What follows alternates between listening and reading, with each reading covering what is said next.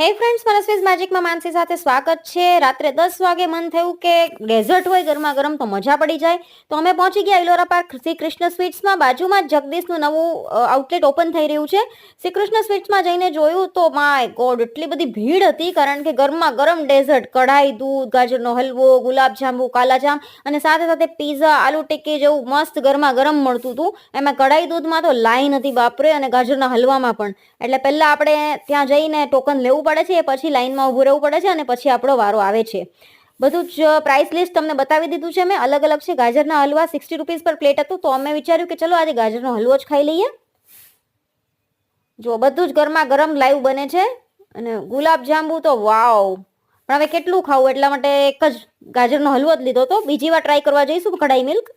પણ ગાજરનો હલવો મેં ટેસ્ટ કર્યો તો બહુ જ સરસ હતો. તો તમને જો ગરમા ગરમ ડેઝર્ટ ખાવી હોય તો આવી જજો કૃષ્ણ સ્વીટ્સમાં, અને મળીએ બહુ જલ્દી વિડીયો સાથે.